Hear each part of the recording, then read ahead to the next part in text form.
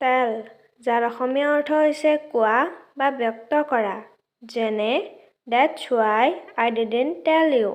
That's why I didn't tell you. সেইবাবে মই তোমাক কোৱা নাছিলোঁ। হেল্ল' এভৰিৱান, মই গীতে আপোনালোক সকলোকে মোৰ ইউটিউব চেনেল লাৰ্ণ উইথ জিবিলৈ স্বাগতম জনাইছোঁ।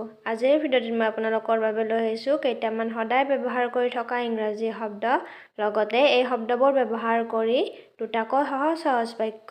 এতিয়া বলক নহ'লে পলম নকৰি ভিডিঅ'টি আৰম্ভ কৰোঁ। প্ৰথমটো শব্দ হৈছে ফুলিছ, যাৰ অসমীয়া অৰ্থ মূৰ্খ বা বুৰ্বক। যেনে I don't think that you are foolish. I don't think that you are foolish. মই নাভাবোঁ যে তুমি মূৰ্খ। মই নাভাবোঁ যে তুমি মূৰ্খ।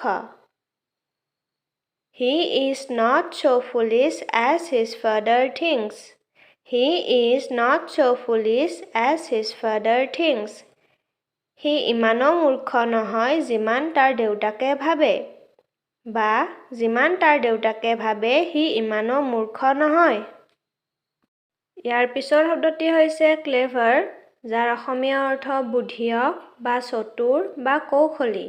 যেনে Both the boy and the girl are clever. Both the boy and the girl are clever. ল'ৰা আৰু ছোৱালী দুয়োজনেই বুদ্ধিয়ক।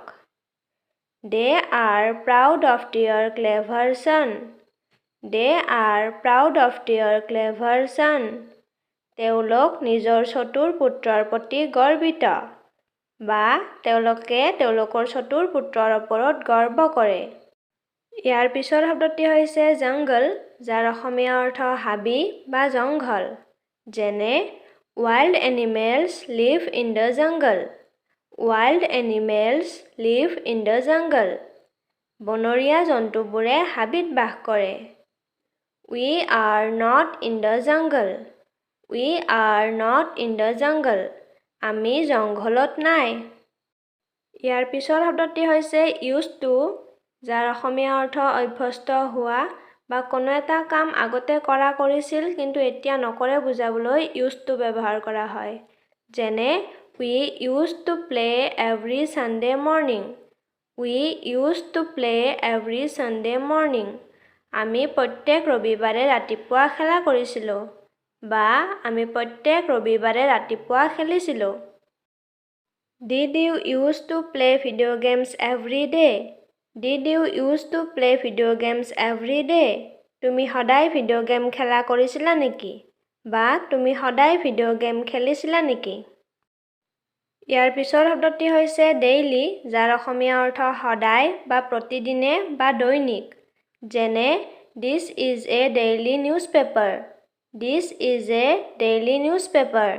এইখন এখন দৈনিক বাতৰি কাকত। Daily exercise is essential for your health. Daily exercise is essential for your health. সদায় ব্যায়াম কৰাটো আপোনাৰ স্বাস্থ্যৰ বাবে আৱশ্যক। বা সদায় ব্যায়াম কৰাটো আপোনাৰ স্বাস্থ্যৰ বাবে জৰুৰী। ইয়াৰ পিছৰ শব্দটি হৈছে মিল, যাৰ অসমীয়া অৰ্থ আহাৰ বা ভোজন গ্ৰহণ কৰা কাৰ্য। যেনে He kept silent during the meal. He kept silent during the meal. সি আহাৰ গ্ৰহণ কৰোঁতে মনে মনে আছিল।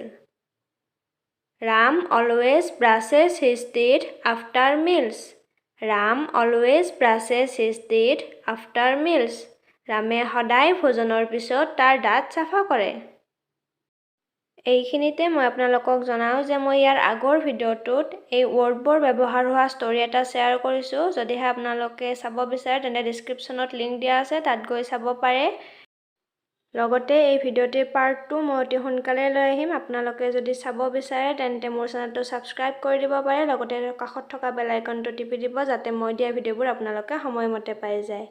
এতিয়া ভিডিঅ'টিলৈ আগবাঢ়োঁ। ইয়াৰ পিছৰ শব্দটি হৈছে টেল, যাৰ অসমীয়া অৰ্থ কোৱা বা ব্যক্ত কৰা। যেনে Tell me the truth. Tell me the truth. মোক সঁচা কথাটো কোৱা। That's why I didn't tell you. That's why I didn't tell you. সেইবাবে মই তোমাক কোৱা নাছিলোঁ। ইয়াৰ পিছৰ শব্দটি হৈছে এগ্ৰি, যাৰ অসমীয়া অৰ্থ সন্মত হোৱা বা গ্ৰহণ কৰা। যেনে I fully agree with you. I fully agree with you. মই তোমাৰ সৈতে সম্পূৰ্ণৰূপে সন্মত। I don't agree with you. I don't agree with you. মই তোমাৰ সৈতে সন্মত নহয়। ইয়াৰ পিছৰ শব্দটো হৈছে মেনি, যাৰ অসমীয়া অৰ্থ বহুত। যেনে You can learn many things from book. You can learn many things from book. আপুনি কিতাপৰ পৰা বহুত কিবা-কিবি শিকিব পাৰে বা আপুনি কিতাপৰ পৰা বহুত বস্তু শিকিব পাৰে। He asked many questions about Raju. He asked many questions about Raju. সি ৰাজুৰ বিষয়ে বহুত প্ৰশ্ন সুধিছিল বা সি ৰাজুৰ বিষয়ে বহুত প্ৰশ্ন কৰিছিল।